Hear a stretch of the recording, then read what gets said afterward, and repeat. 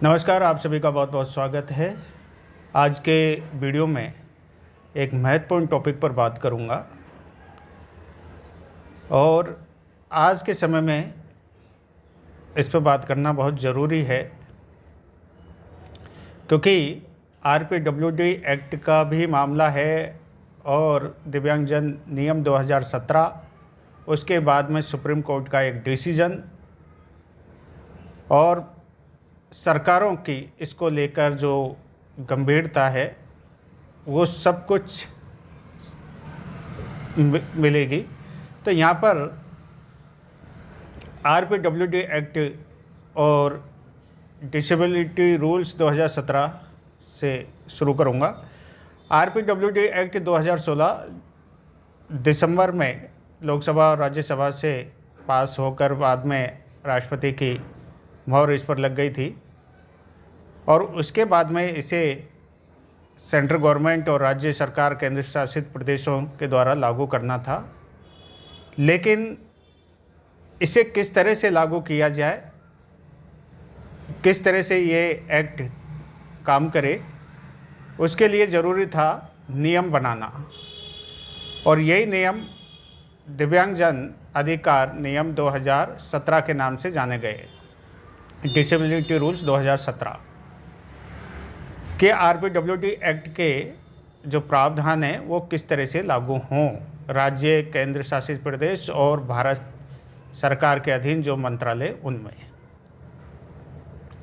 लेकिन जब ये रूल्स बनाए गए थे 2017 में तो इसमें बहुत सारी कमियां देखने को मिली, जिसको लेकर विभिन्न जो राष्ट्रीय स्तर के संगठन थे उन्होंने भी विरोध किया।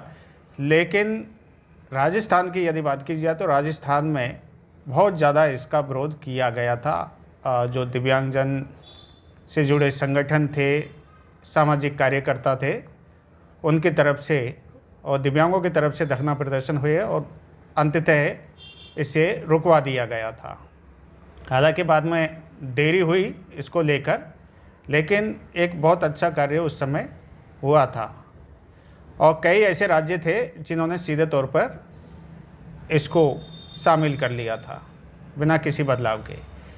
लेकिन इतना ही नहीं, उसके बाद में इसका जो विवाद था डिसेबिलिटी रूल्स 2017 का, वो सुप्रीम कोर्ट में गया और नवंबर 2024 में, शायद 8 नवंबर की बात है, उस समय सुप्रीम कोर्ट की तरफ से डिसीजन आया और इसके एक आर्टिकल 15 उसको अमान्य घोषित कर दिया गया और उसकी जगह सरकार को कहा गया कि इसके स्थान पर आरपीडब्ल्यूडी एक्ट 2016 के जो नियम हैं उन्हें लागू किया जाए। तो यहाँ पर मुख्य अंतर तो यही है दोनों में। आरपीडब्ल्यूडी एक्ट तो संयुक्त राष्ट्र संघ की जो कन्वेंशन हुई थी 2006 में और जो वहाँ पर रूल्स बने थे उसके बाद में रेटिफाई किया भारत सरकार ने और यहाँ पर लागू हुआ था। उसको लेकर एक लंबी लड़ाई चली थी। ऐसा नहीं है कि ये सीधे तौर पर आसानी से लागू हुआ और उसमें भी काफ़ी झोल था। बहुत सारे जो चीज़ें थी उनको हटा दिया गया था। बाद में इसमें आंदोलन के बाद में कुछ सुधार किए गए थे, फिर जाकर ये लागू हुआ। लेकिन बाद में भी सरकार ने अपने लिए और अपने लोगों के लिए एक सुरक्षा कवच तलाशा इसके अंदर और इसको कमज़ोर करने की कोशिश की गई थी। आर्टिकल 15 जो था 2017 के जो नियम बने उसमें वो खासकर एक्सेसिबिलिटी को लेकर तैयार किया गया था। लेकिन एक्सेसिबिलिटी लागू करने के बाद तो इसके अंतर्गत कही गई थी, लेकिन उसे अनिवार्य नहीं किया गया था। कहीं पर भी किसी भी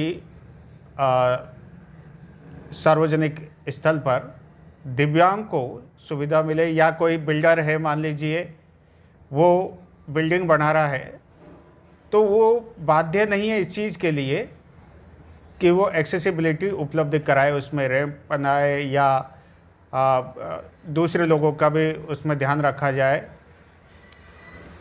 और ना उसको किसी प्रकार से प्रमाण पत्र जो प्राप्त करता है फाइनली काम कंप्लीट होने के बाद में, उसको रोकने का कोई प्रावधान था, ना ही उसमें सज़ा और जुर्माने का कोई प्रावधान था। यानी एक तरह से वो बाध्य नहीं थे, इसीलिए स्वतंत्र उनको रखा गया।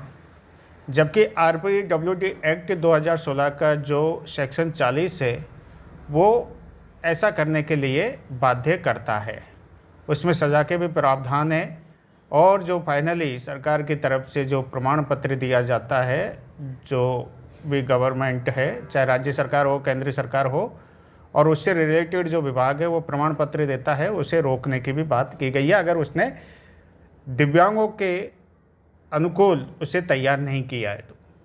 जुर्माना, सज़ा सबका प्रावधान है।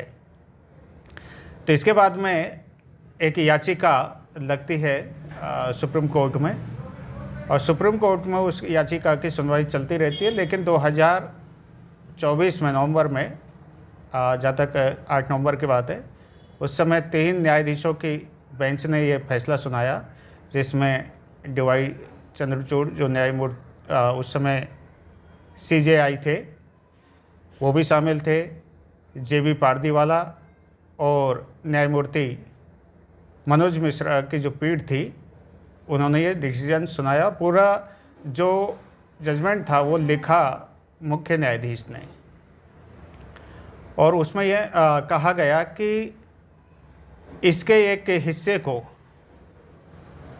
जो बाध्य नहीं करता है सरकार को या सरकार की देखरेख में कार्य करने वाले लोगों को एक्सेसिबिलिटी देने के लिए, उनके लिए RPWD एक्ट 2016 का सेक्शन 40, 45, 46 और सेक्शन 89 लागू किया जाए, वो इसमें शामिल किया जाए। और सेक्शन 89 के बारे में तो पूर्व में भी मैं चर्चा कर चुका हूँ, काफ़ी विवाद हुआ क्योंकि उसको हटाने का प्रयास किया गया, तब भी काफ़ी विरोध हुआ सेक्शन 89 का। वो भी बाध्य करता है, लेकिन वो सफलता मिली नहीं, वहाँ पर भी गवर्नमेंट को पीछे हटना पड़ा। तो एक्सेसिबिलिटी के लिए ये महत्वपूर्ण सेक्शन है जो 40 से शुरू होता है, फिर उसके सब सेक्शंस हैं, उनमें ये प्रावधान किए गए हैं विशेष रूप से एक्सेसिबिलिटी को लेकर। और इसी को कमज़ोर करने की कोशिश 2017 के जो दिव्यांग संबंधित नियम बनाए गए थे उसमें की गई थी, और बाद में इसे अमान्य घोषित किया सुप्रीम कोर्ट ने, और कहा सरकार को कि इसे 3 महीने में जो RPWD एक्ट के प्रावधान है जो मैंने ऊपर बताए उन्हें लागू किया जाए। ये सुप्रीम कोर्ट की तरफ से कहा गया। इसके बाद में जब तक ये, हालांकि इसके जवाब मांगा गया था मार्च 2025 में, इसको लेकर जो जजमेंट लागू करने की बात की गई थी, उससे पहले सामाजिक न्यायिक अधिकारिता मंत्रालय, क्योंकि रूल्स उसी ने बनाए थे ये 2017 वाले, जब भी सामाजिक न्यायिक अधिकारिता मंत्रालय जो केंद्र सरकार के अधीन है, उससे जवाब मांगा जाता था तो एक्सेसिबिलिटी को लेकर एक तरह से मैं उसको टाल मटोली कहूँगा जो किया करता था, और उसमें एक रास्ता निकाल रखा था कि वो स्वतंत्र थे कि उनको करना चाहिए, एक्सेसिबिलिटी उपलब्ध करानी चाहिए। वो चाहिए वाला जो शब्द होता है, इसका ये भरपूर फ़ायदा उठाते हैं। हमारे जैसे यहाँ ट्रांसफ़र वाले जो रूल्स हैं उसमें भी ये इसी शब्द को लेकर जो कोर्ट के फैसले आते हैं और फिर सरकार उसको लेके बैठ जाती है, उसका पर कुछ नहीं होता है, उसी तरह से वहाँ पर भी था। तो ये चाहिए वाला शब्द है, इसका फ़ायदा उठाया और उस एक्सेसिबिलिटी वाले मामले को वो आगे बढ़ाते रहे। तो यहाँ पर एक बहुत इम्पोर्टेंट डिसीजन 8 नवंबर 24 को। दिव्यांग न्यूज स्पेशल। नेशनल इंटरनेशनल खबरें, टेक्नोलॉजी, सरकारी योजनाएं, दिव्यांग संबंधित लाइव कार्यक्रम सब कुछ मिलेगा। लाइक, सब्सक्राइब एवं दूसरे लोगों तक वीडियो को शेयर करें।